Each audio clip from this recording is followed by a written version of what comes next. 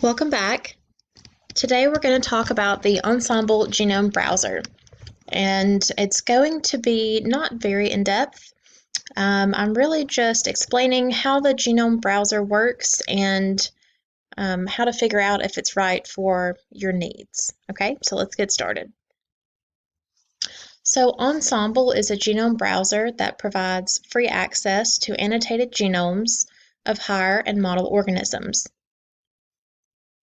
Ensembl is hundreds of databases that have been integrated into one access point, and each species has its own home page. If you're not familiar with annotation, it is the process of attaching additional information and can be structural or functional.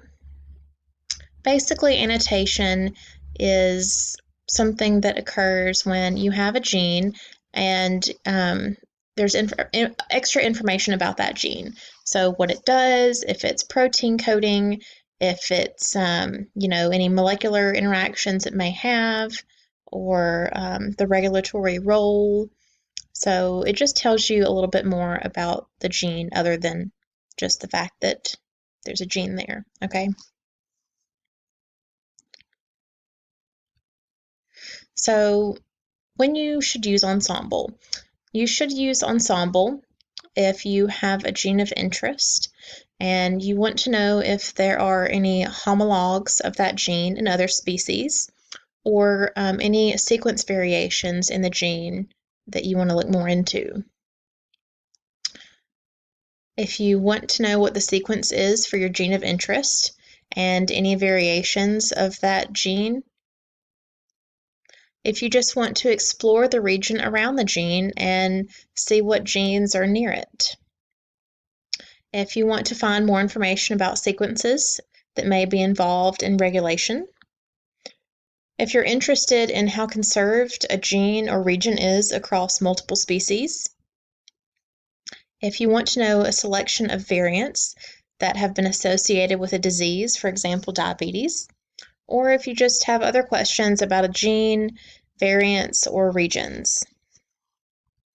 So that's a lot of information. Let's make it a little easier and talk about when Ensembl can't really help you. So Ensembl cannot help if you want to submit your own sequence files.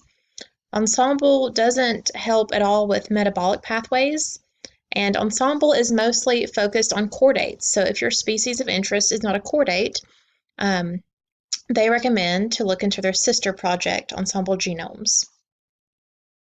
So Ensembl can tell us a lot about the genetic information of chordates. Furthermore, if you have a sequence and you want to figure out what the gene is associated with that sequence, you can use some tools called BLAST and BLAT. And this allows you to align a sequence to a genome. If you have a sequence but you're not sure what the gene name or ID is. And then BLAT is similar to BLAST, but it searches large databases for sequences that are identical or nearly identical to your sequence. And BLAT is especially useful if you're mapping cDNA and expressed sequence tags, okay?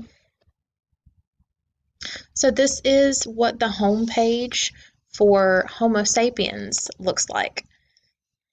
So you have different sections.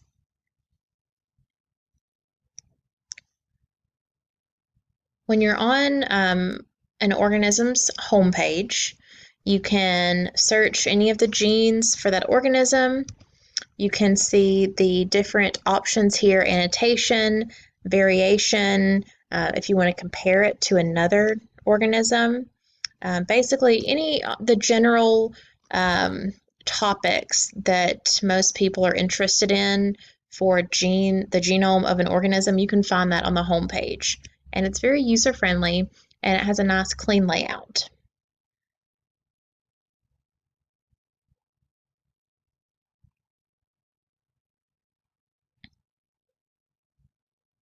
Sorry, having a little trouble here. This is the video I've included, posted by Ensembl, by the tutorial. It's just a short video talking about all of the sources where Ensembl is able to get its data. Okay.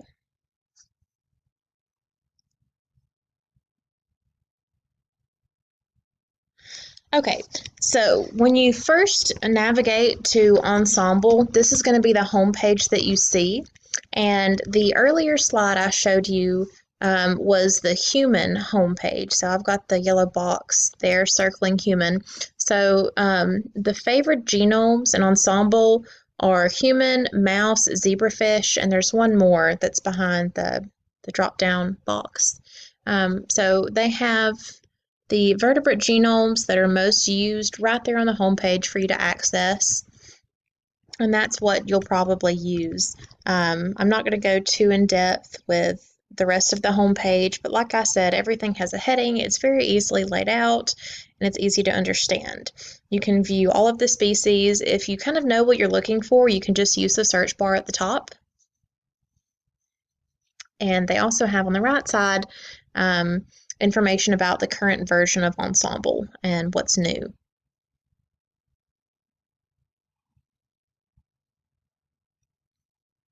So this is a page in Ensembl under the human genome, and this is a gene that we looked at in the class for fall of 2019. When we were designing this course, we used this gene SLC6A1 as sort of our model to learn how to use all these different programs. And so this is just information that you'll find about a specific gene in Ensembl. And I've got the different sections highlighted. So on the left side, you're going to have your navigation pane, and this will allow you to navigate to different displays related to the gene. You can see the structure of the gene, the comparative genomics, the genetic variation, gene expression. All of this stuff is very easily accessible on the left-hand side. And then the top area where the blue shading is located, the top portion is just going to be the basic description and ID of the gene that you selected. And if you click on Show Transcript Table, that will show you the variations, and I've done that further down, but we'll get to that soon. And just below this top portion is going to be the summary. So the summary will just give you a little more information about this gene as far as how it's categorized in other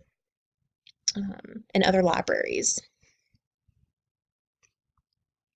Okay, so once you start looking at a gene, you can see here on the top left, you've got only two tabs, location and then gene.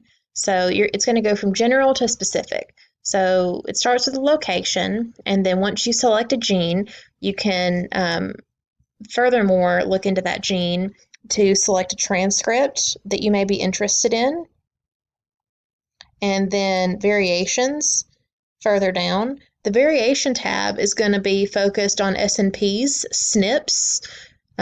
Those are really important when looking at disease. And then, so you can just sort of end up in a rabbit hole with this. So if we were using Ensembl to research a particular gene, this is what we may be able to use. So we looked at SLC6A1 in our class, and this is not very in-depth, but it was a starting point to look at the gene a little further. So I showed you guys on the gene page, you can pull up the transcripts, and so this image that you're seeing here is all of the transcripts that exist for that gene, which is to say all of the variations that currently exist for this gene. And each of these are different colors. So you'll see a red color, a blue color, and then sort of in the middle there, I've got it highlighted as an orange color. And the color of these represents how much annotation has been done. And when you have that orange color here in the middle, like you can see with, let's see, transcript 201, that's the one I've got highlighted, that color indicates that it has been both manually and automatically annotated, which means that it's more or less better. There's more information and more has been verified about this transcript than the others. So if we were going to pick a transcript in this gene to look at, this might be a good idea because it's been verified more thoroughly than the others. And you can see in the box that's popped up, if you look at the bottom where it says source, it says Ensembl Havana merge, and that is what indicates the thorough annotation. Okay, so we're going to take a closer look at this.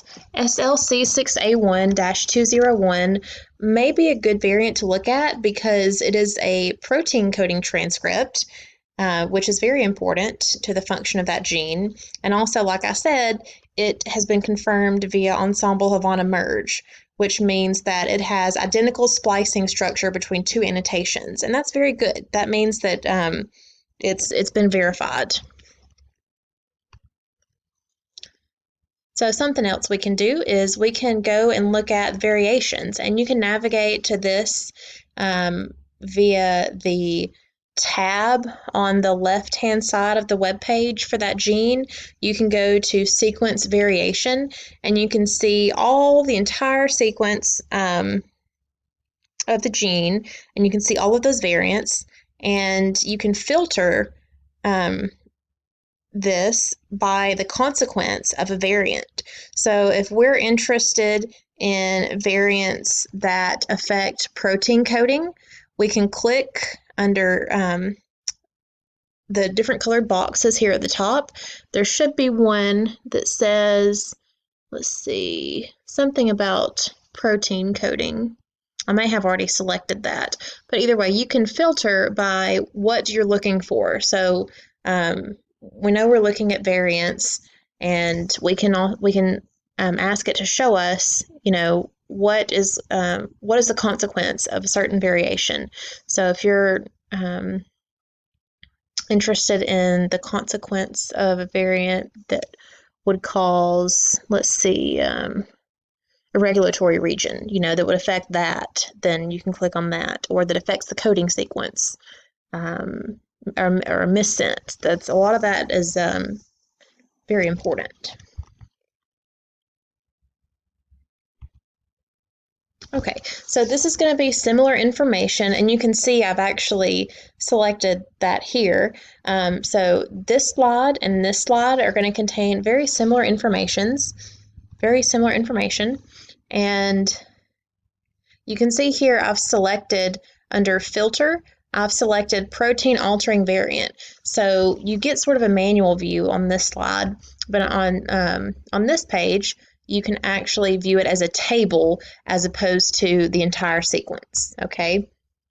And viewing it as a table allows you to view each variant in its own row, and then you can filter based on how that variant affects the gene. And you can see here I've selected, for consequences, I've selected protein altering variant. And so you could click apply, and you could view all of the variants that would affect proteins in that gene. So we talked about the specific transcript 201 and how it might be a good idea to select that transcript because it has the Havana merge, Ensembl merge. So once you decide, okay, let's look at this transcript a little closer. It looks a lot similar to the gene tab, only this is specific information just on this transcript specifically. And so you can utilize all of the different functions on the left-hand side of the toolbar there on the web page, and you can look at different information about this specific transcript.